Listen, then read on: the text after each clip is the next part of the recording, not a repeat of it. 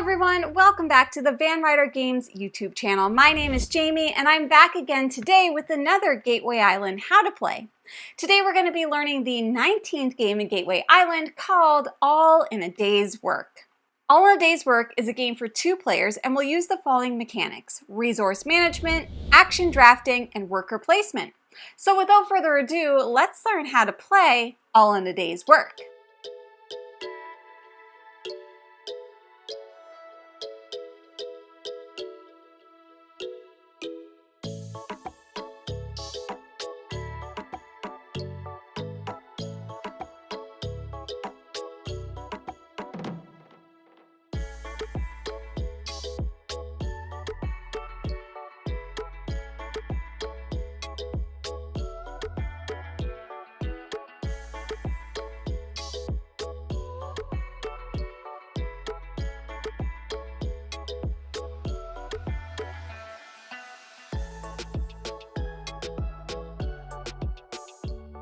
Let's get started with setup.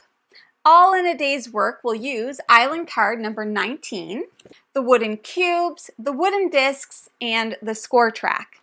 To start, place the island card in the center of the table within reach of all players. Before we get into it, let's take a closer look at the island card. Starting with the action spaces, which you can see all outlined as a circle, the temple start track, the temple track, the town square, aka the shops, and the village, aka the huts. One player will take 10 white cubes and 3 white discs, and the other player will take 10 black cubes and 3 black discs. Each player will place 1 cube of their color on the 0 space of the score track. Then each player will place 1 cube of their color on the start space of the temple track.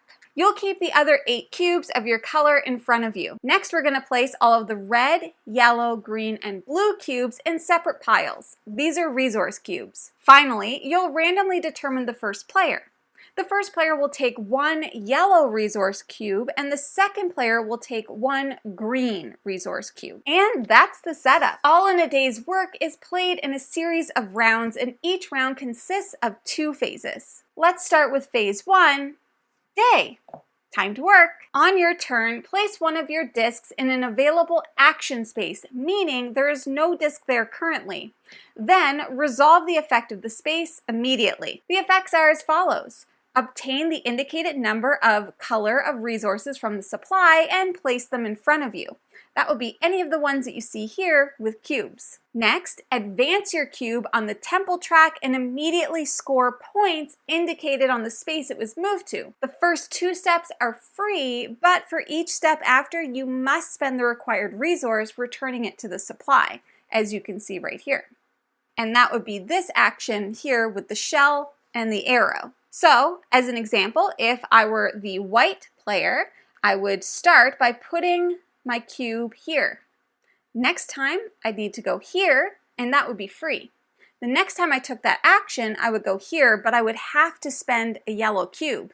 And right now, I don't have one, so I wouldn't have been able to do that. The next action is to build 1 new hut or shop. You'll need to follow these building rules though. First, pay any yellow cubes required as indicated by the icons in the action space.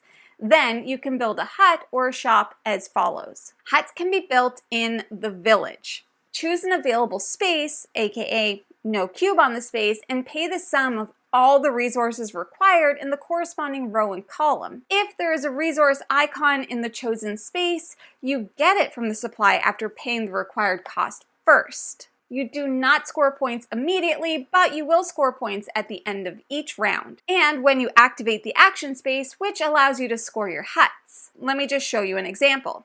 Let's just say the player with the black cubes wanted to build.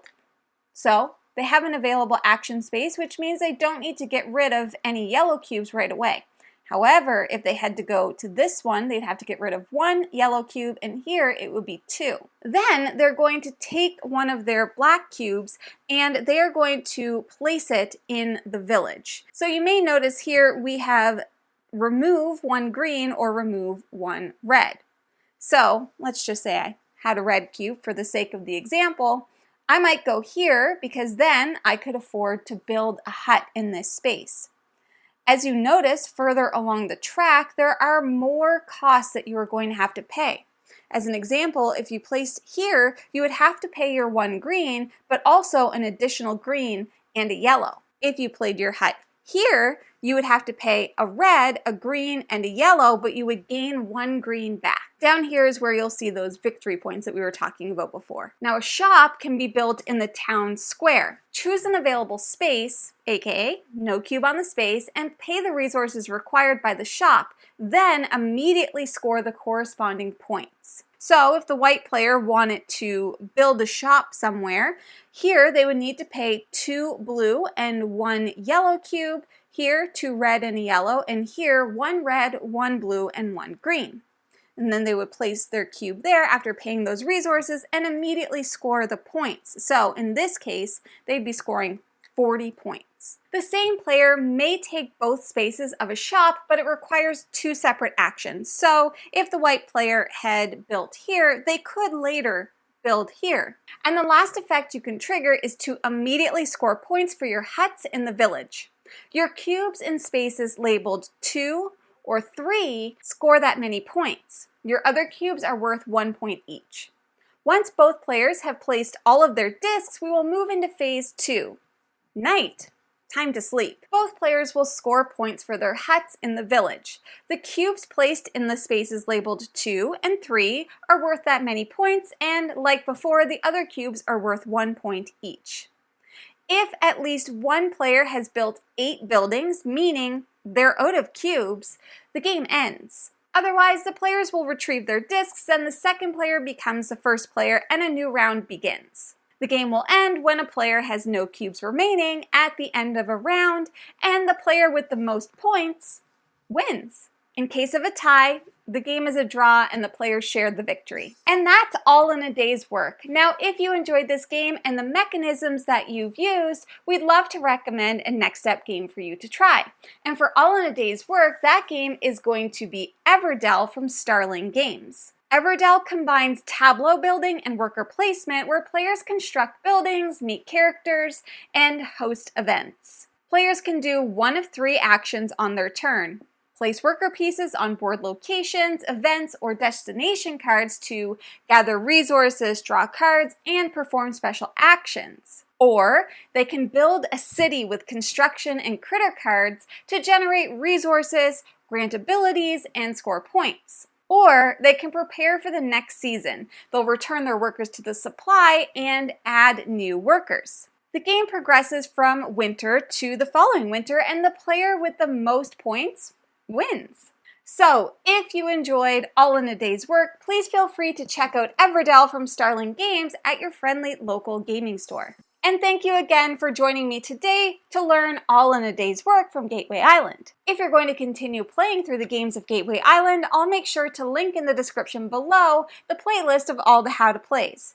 There's 21 different games, so there's lots to learn and explore. And if you have any questions, please feel free to leave those in the comments below and I'll get to them as soon as I can.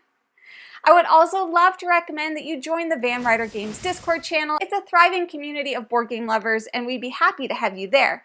But that's everything that I have for today. I will be back again with another Gateway Island how to play. But until then, happy gaming and I'll see you soon. Bye!